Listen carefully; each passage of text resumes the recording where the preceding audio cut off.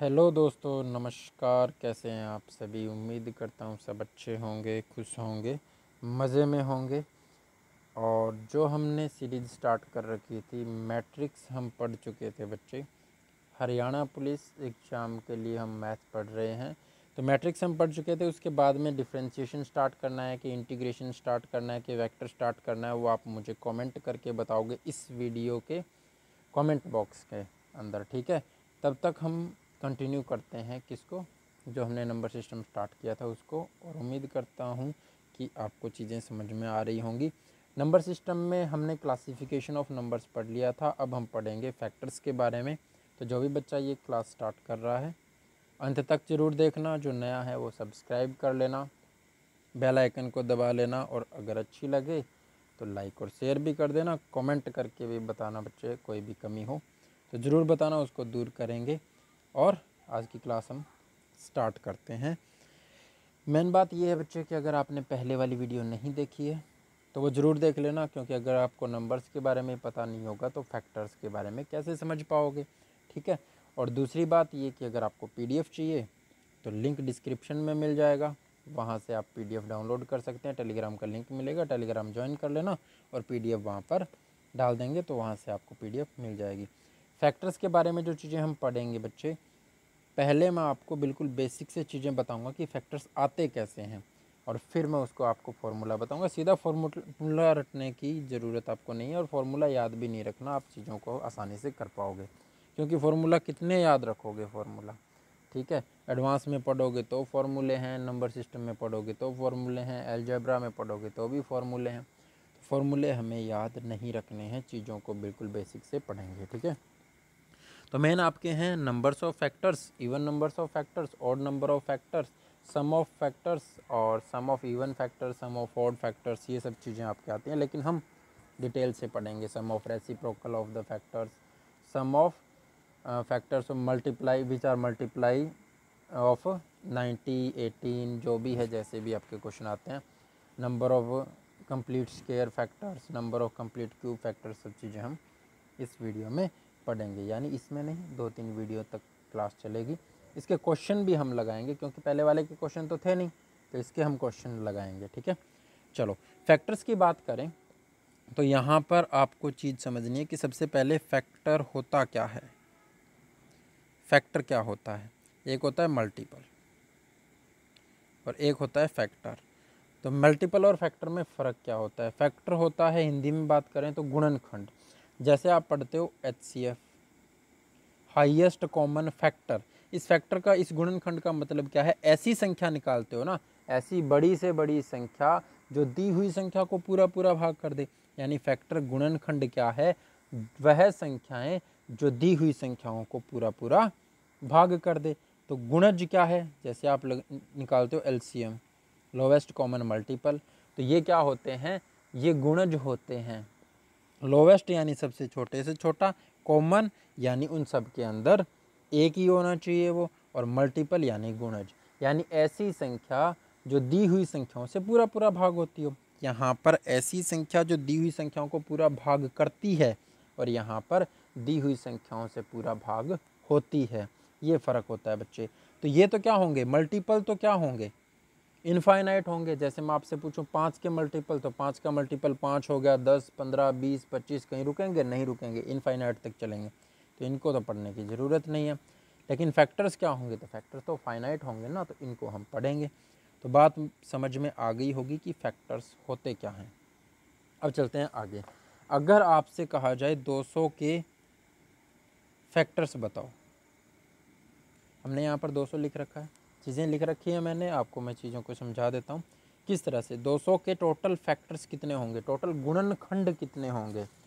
यानी ऐसी संख्याएं कितनी होंगी टोटल जो 200 को पूरा पूरा भाग करती है। तो आप अगर लिखना चाहोगे तो ऐसे ही लिखोगे, कहोगे जी 1 से भाग होती है, 2 से होती है, 4 से, 5 से, 8 से, 10, 20, 25, 40, 50, 100, 200, और इनको आपने काउंट किया तो 4, 4, 8 और 4, 12। आप कहोगे कि जी 12 फैक्टर्स होते हैं। लेकिन क्या ऐसे एग्ज़ाम में कर पाओगे? इसने ये 200 दिया है, अगर ये दे दिया फिर अगर इसने 576 और 0 ये दे दिया, फिर क्या करोगे? 625 के पीछे 0 लगा करके दे दिया, फिर क्या करोगे? क्या देखने बैठोगे कि किस किस से भाग होती है? नहीं। हमें क्या करना है? तो सबसे पहले हमें कर लेना है प्राइम फैक्टराइजेशन। अब प्राइम आपने पढ़ा होगा क्लासिफिकेशन ऑफ नंबर्स में। प्राइम नंबर यानी अभाज्य संख्याएं, यानी प्राइम फैक्टराइजेशन यानी एक से फैक्टर बनाने, ऐसे गुणनखंड बनाने जिसके बाद किसी और से वो भाग ना होती हो, यानी या तो एक से होती हो या उस नंबर से भाग होती हो। हमने बना लिया। कितना? 200 को क्या लिख सकते हैं? 25 8 200 होता है। तो 8 को हम क्या लिख सकते हैं? 2 की पावर 3 लिख सकते हैं, और 25 को हम क्या लिख सकते हैं? 5 की पावर 2 लिख सकते हैं। वही हमने यहाँ पर लिखा। सबसे पहले करना है प्राइम फैक्टराइजेशन, ठीक है। अभाज्य गुणनखंडों में तोड़ लेना है, हमने तोड़ लिया। अब क्या करना है? तो अब अगर आपके पास ये चीज़ आ गई है, ये चीज़ आपके पास आ गई है। अब अगर आपके पास 2 की पावर 3 और 5 की पावर 2 है, और आपसे ये कहा जाए कि आपके पास ये 3 नंबर हैं और ये 2 नंबर हैं, इनको कैसे कैसे बिठा सकते हो? इसमें 3 नहीं, 2 की पावर 0 से स्टार्ट करें, 2 की पावर 1, 2 की पावर 2, 2 की पावर 3, 4 नंबर हुए ना। इन 4 नंबर को कैसे बिठा सकते हैं? तो हमने यहाँ पर बिठा दिया। अगर यहाँ पे 5 की पावर 2 तक लेके जाना, 5 की पावर 0, 5 की पावर 1, 5 की पावर 2, यहाँ तक हमने बिठा दिया। इनके बिठाने का मतलब क्या है कि बच्चे, जब आप 2 की पावर 0 को मल्टीप्लाई करते हो 5 की पावर 0 से, तो 1 आता है। 2 की पावर 0 यानी किसी भी नंबर की पावर अगर 0 है ना, तो वो अपने आप में 1 होता है बच्चे, ये बात ध्यान में रखना, ठीक है। अब इस 1 को इस 5 की पावर 1 से मल्टीप्लाई करोगे 5 आएगा। इस 1 को 5 की पावर 2 से मल्टीप्लाई करोगे 25 आएगा। इसी तरह 2 की पावर 1 को 5 की पावर 0 से यानी 2 आएगा। 2 को 5 की पावर 1 से करोगे तो 10 आएगा। 2 को 5 की पावर 2 से करोगे यानी 25 से मल्टीप्लाई करोगे तो 50 आएगा। यानी ये सभी फैक्टर कहाँ से आए हैं? ये सभी फैक्टर इन्हीं से तो आए हैं बच्चे। ये सारे के सारे फैक्टर इन्हीं से आए हैं, ठीक है। तो अगर ये सारे के सारे फैक्टर इन्हीं से आए हैं, तो इनसे ही हम क्यों ना फॉर्मूला बना लेते हैं। तो आपके पास थे कितने? यहाँ पर पावर कितनी थी? 3 थी। लेकिन यहाँ पर नंबर कितने लिखे? 4, यानी 4 नंबर ये हैं। और ये कितने हैं? तो ये 3 नंबर हैं। तो 4 और 3 यहाँ से है, 4 यहाँ से है। हर एक नंबर इन 3 नंबर से मल्टीप्लाई होता जाएगा ना, यानी ये 3 नंबर देगा। दूसरा 2 की पावर 1 इन तीनों से मल्टीप्लाई होकर के ये 3 फैक्टर देगा। ये 2 की पावर 2 तीनों से मल्टीप्लाई होकर के ये 3 फैक्टर देगा। यानी आप इन दोनों की मल्टीप्लाई कर सकते हो। कैसे? तो 12 फैक्टर टोटल हो जाएंगे। क्यों? क्योंकि हर एक नंबर इन तीनों से मल्टीप्लाई होकर के 3 फैक्टर दे रहा है। तो 4 नंबर इन 3 से मल्टीप्लाई होकर के कितना देंगे? कितने फैक्टर देंगे? तो 4 गुना में 3, 12 फैक्टर देंगे। ये तो आ गया आपके टोटल नंबर ऑफ फैक्टर। कितने आए? 12 आए, ठीक है। लेकिन अगर आपसे पूछा जाए कि total number of even factor, sum गुणनखंडों की संख्या कितनी होगी, तो इसमें सम गुणनखंड कौन कौन से हैं? तो 2 4 है, 8 10 20 40 50 100 और 200। सम गुणनखंडों की संख्या। और अगर विषम की पूछी जाए तो आप कहोगे कि जी 1 है, 5 है और 25 है, तो 3 ही विषम गुणनखंड है। तो अब अगर यहाँ से निकालना हो तो कैसे निकालोगे? तो यहाँ से निकालना हो तो ये विषम गुणनखंड और सम गुणनखंड कैसे आएंगे बच्चे? तो आपने यहाँ से देखा कि जी 2 की पावर 0 है, और यहाँ पर ये 3 नंबर से, इन तीनों से मल्टीप्लाई हो करके तीन विषम गुणनखंड दे रहे हैं। सम गुणनखंड और विषम गुणनखंड कैसे निकलते हैं? जब भी कोई दो किसी नंबर के साथ मल्टीप्लाई होगा तो गुणनखंड क्या होंगे? इवन होंगे, सम होंगे, ठीक है। तो यहाँ पर तो 2 की पावर 1 है, 2 की पावर 2 है, 2 की पावर 3 है, ये तो मल्टीप्लाई होंगे तो इवन फैक्टर ही आएंगे ना, सम गुणनखंड ही आएंगे। लेकिन ये 2 की पावर 0 क्या है? ये तो 1 है, और 1 अगर इन सब विषम के साथ मल्टीप्लाई होगा तो विषम ही देंगे। यानी सम गुणनखंड आपको निकालने हैं, तो विषम गुणनखंड जो है वो इस 2 की पावर 0 की वजह से आ रहे हैं बस। बाकी तो सम गुणनखंड दे रहे हैं। तो नंबर ऑफ इवन फैक्टर निकालना है, सम गुणनखंडों की संख्या निकालनी है, तो इस 2 को छोड़ दो। यहाँ से कितने नंबर बचे? 3। तो ये 3 नंबर के साथ मल्टीप्लाई, हर एक नंबर 3 के साथ मल्टीप्लाई होगा ना, तो इन तीनों के साथ मल्टीप्लाई होकर कितने गुणनखंड देगा? तो 9 गुणनखंड देगा, ठीक है।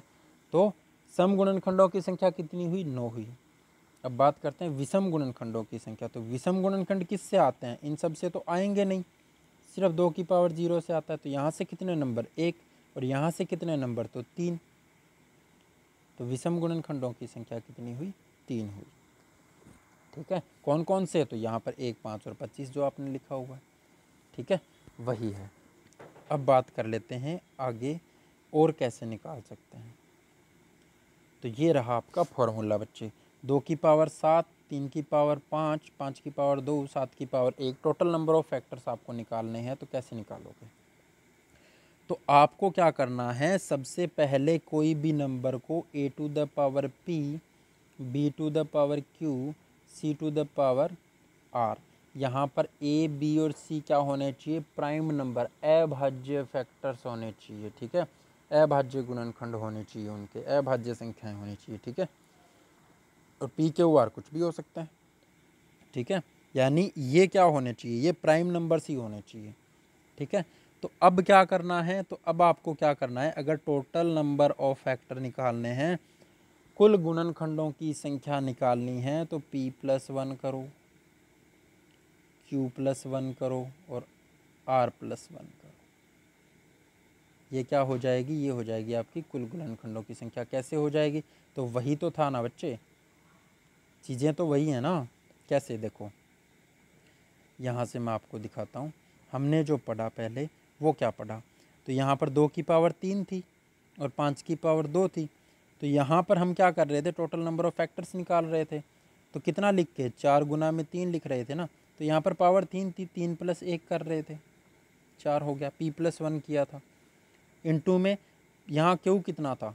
तो 5 की पावर 2 है ना, तो क्यू कितना है? 2 है, 2 + 1 कर रहे थे। और r यहाँ पर है ही नहीं, तो आगे छोड़ देंगे। आगे और ज़्यादा होंगे तो लिखते चलेंगे। ठीक है, तो ये कितना हुआ? 4 गुना में 3। ऐसे ही तो निकाल रहे थे। फॉर्मूला कहाँ से बनाए? यहीं से तो फॉर्मूला बनाए, यहीं से तो फॉर्मूला बनाया ना। फॉर्मूला कहीं से उड़ कर तो आ नहीं जाता। ठीक है, तो यहाँ पर यह चीज़ अगर अप्लाई करोगे आप, तो 7 + 1 8 हो जाएगा, 5 + 1 6 हो जाएगा। इसकी पावर कितनी है? 2। तो 2 + 1 कितना हो जाएगा? 3। 7 की पावर 1 है, तो 1 + 1 कितना हो जाएगा? 2। कितना आ जाएगा? 288 आ जाएगा। ठीक है, 8 छिके 48, 48 छिके 288। ठीक है, तो ये आपका आंसर आ जाएगा बच्चे। यहाँ पर लिखा हुआ A, P and C are prime, अभाज्य होने चाहिए। तो ये टोटल नंबर ऑफ फैक्टर्स का फॉर्मूला है। ठीक है, अब आपको यहाँ पर कहा जाता है कि जी total number of even factors निकालिए। तो आप क्या करते? 2 की पावर 7, 3 की पावर 5 और 5 की पावर 2 है। अब आपको यहाँ पर क्या करना था? अब फॉर्मूला थोड़ा सा चेंज हो जाता, total number of even factors. तो आप p+1 की जगह सिर्फ p लिखोगे, q+1 इंटू में r+1, बस इतना चेंज करना है। क्यों? बताता हूँ मैं। पीछे हमने क्या किया था वही चीज़ें। p की जगह कितना लिखोगे? अब 7 लिखोगे, इंटू में q+1, तो q3, आगे भी s+1 कर सकते हो, कुछ भी करो, कोई दिक्कत नहीं है। ये 3 के लिए यहाँ पर बताया गया, ये सब के लिए अप्लाई होता है, 4 हो कितने भी हो। ठीक है, 7 कर दोगे, गुना में कितना हो जाएगा? 5 + 1 6 हो जाएगा, 2 + 1 3 हो जाएगा, 1 + 1 2 हो जाएगा। तो छिकू छिकू 36, 36 साते कितना हो जाएगा? 7 21 और 42 कितना? 210 और 42 252। Total number of even factors कितने हो जाएंगे? 252। अब total number of odd factors, विषम गुणनखंडों की संख्या पूछी होती तो आपको क्या करना था? तो आपको क्या करना था बच्चे? p to the power 0 into में q+1 इंटू में r+1 इंटू में s+1, जो भी है आगे तक चलता जा रहा है। ये लिखने की ज़रूरत नहीं है, पेपर में तो आप सीधा करोगे कि जी p की पावर 0, q+1 कितना है? तो 7 + 1 8 हो जाए, कितना है? 5, 5 + 1 6 हो जाएगा, 2 + 1 3 हो जाएगा, 1 + 1 2 हो जाएगा। तो 6 × 18 दूनी 36, ये आपका आंसर हो जाता। ठीक है, चलो अब वहाँ पर हमने क्या किया था? तो यही तो वहाँ पर किया था बच्चे। यहाँ पर भी तो फॉर्मूला लगा सकते हो ना आप, यहाँ पर भी कोई दिक्कत नहीं है। अगर आपको फॉर्मूले से निकालना होता तो कैसे निकालते? तो 2 की पावर कितनी है? 3 है। अब आपको total number of even factor निकालना है, तो सीधा p लिखेंगे ना, इंटू में q+1। p कितना है? 3 है, q+1 3 हो जाएगा, 9 आ जाएंगे। आंसर वही आएगा, ठीक है। और अगर ऑड फैक्टर्स निकालने हैं, विषम गुणनखंडों की संख्या निकालनी है, कितनी होगी, तो p की पावर 0 कर दिया इंटू में q+1, तो p की पावर 0 यानी 3 की पावर 0 हो जाएगा तो 1 होगा, और q+1 तो 2 और 1 3, तो ये 3 हो जाएंगे। टोटल कितने आए थे 12। तो इवन और ऑड उसी में तो होते हैं ना टोटल में, तो 9 और 3 12 हो गई। अगर आपके पास इवन है टोटल है तो आप ऑड निकाल सकते हो, आपके पास ऑड है टोटल है तो आप इवन निकाल सकते हो, ठीक है। आपके पास इवन और दोनों है तो आप टोटल निकाल सकते हो, उसमें तो कोई दिक्कत ही नहीं है, ठीक है। तो ये हैं आपके total number of factors, total number of even factors, total number of odd factors, ठीक है। और ये क्वेश्चन देख लो एक बार। इसके अगर टोटल नंबर ऑफ फैक्टर्स निकालने हैं 5760 दे रखा है आपको। सबसे पहले क्या करना है, प्राइम फैक्टराइजेशन करना है। प्राइम फैक्टराइजेशन कैसे करोगे भाई, तो प्राइम फैक्टराइजेशन करना है तो 576 आपको दिया हुआ है। 576 क्या होता है, इसको ऐसे लिख सकते हैं ना, 576 गुना में 10। 576 होता है 24 का स्क्वायर, तो इसको लिख सकते हैं हम 24 का स्क्वायर गुना में 10। अब 24 का स्क्वायर क्या होता है, 8 3 24 होता है ना, तो 8 का स्क्वायर गुना में 3 का स्क्वायर गुना में 2 गुना में 5, यही होगा ना। तो 8 का स्क्वायर दिया हुआ है, 8 क्या होता है 2 की पावर 3 होती है, और इसका स्क्वायर हो जाएगा तो ये दोनों मल्टीप्लाई होंगे ना, तो 2 की पावर 6 यहाँ पर होगी, 1 यहाँ पर होगी, 2 की पावर 7, ठीक है। 3 की पावर कितनी है 2 है, और 5 की पावर कितनी है 1 है। तो सिंपल करके लिखें तो 2 की पावर 7, 3 की पावर 2 और 5 की पावर 1 हो गया, ठीक है। प्राइम फैक्टराइजेशन हो गया। अब आपको निकालना है टोटल नंबर ऑफ फैक्टर्स।